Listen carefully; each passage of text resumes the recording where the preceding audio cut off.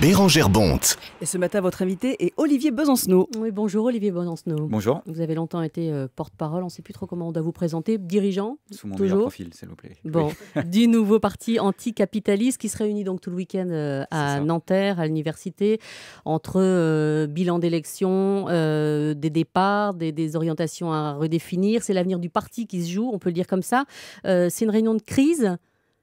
Non, c'est d'abord une réunion intermédiaire jusqu'à notre prochain congrès qui aura lieu d'ici la fin de l'année, qui est d'abord l'occasion, en effet, de poser deux points, des débats internes et puis une proposition externe. Une proposition externe, c'est qu'il y a une nouvelle situation politique qui s'ouvre après l'élection avec un gouvernement de gauche qui nous prépare déjà la rigueur et qu'il faut s'attendre à ce que les mobilisations sociales qu'on voit apparaître face à la crise un peu partout en Europe s'invitent aussi en France.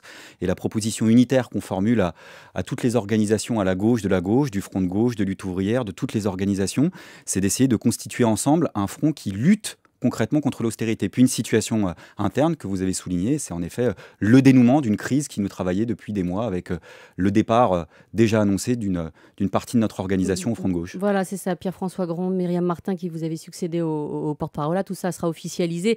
Il y a du monde qui part vers le Front de gauche. Comment on fait pour enrayer cette hémorragie clairement ? Est-ce que, encore une fois, est-ce que c'est l'avenir du NPA qui se joue là ce week-end ? Non, c'est pas l'avenir, c'est le dénouement d'une crise. Il y a une place pour le NPA parallèlement au Front de gauche ? Bien sûr, de toute façon, c'est une réalité. Notre organisation a voté, on a prouvé qu'on avait encore des militants, on est dans des bases eaux, on l'assume, on est en difficulté, on l'assume aussi, mais on est là, toujours et bien là, y compris du point de vue des mobilisations.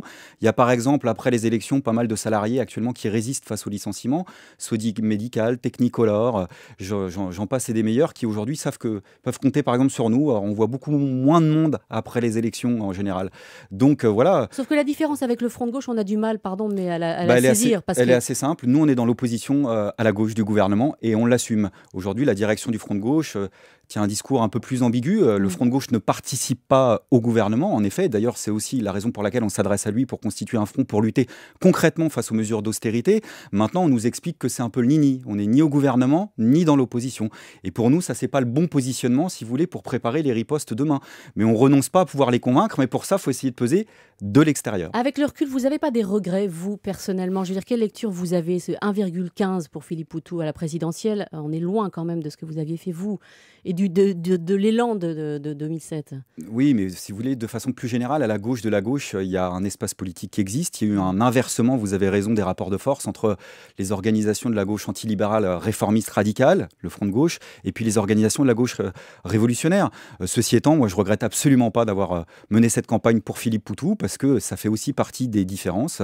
L'idée d'une certaine représentation politique qui ne soit pas entre les mains de politiciens professionnels, je crois que c'est aussi quelque chose qui a parlé très fort, au-delà du résultat électoral que vous avez souligné, qui est faible, soit, mais ça fait aussi écho un peu ce qu'on voit justement dans le restant des mobilisations. On ne peut pas passer tous autant qu'on est, le plus clair de notre temps, à dire que les politiciens ne nous représentent plus et pas chercher humblement à se représenter un petit peu nous-mêmes. C'est ce qu'on avait fait avec moi en 2002-2007, c'est ce qu'on a fait cette fois-ci avec Philippe Poutou.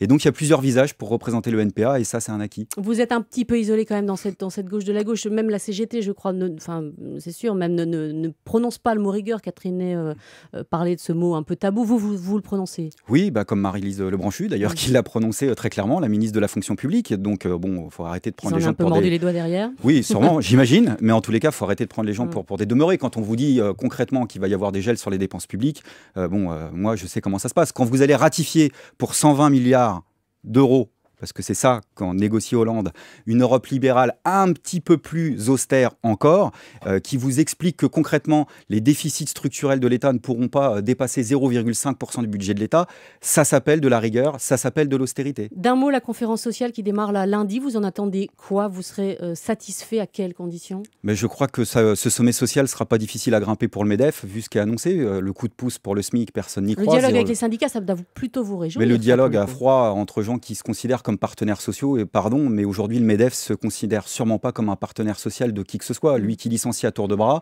lui qui est gavé de subventions publiques et qui continue à acheter les gens à la rue. Donc c'est pour ça que j'espère, et c'est un appel que je lance à toutes les organisations de la gauche radicale, politique ou sociale, qu'on se retrouve au plus vite pour lutter contre les licenciements, pour lutter contre l'austérité, et puis aussi c'est l'urgence, et c'est vraiment un appel que je veux lancer, contre le pacte européen de stabilité budgétaire. Tous ceux et toutes celles qui avaient mené la campagne du non de gauche, je crois que la gauche du non doit se retrouver au plus vite pour mener campagne commune contre ce pacte de stabilité budgétaire. Comité national de UNPA, donc tout le week-end à Nanterre. Merci beaucoup d'être venu ce matin.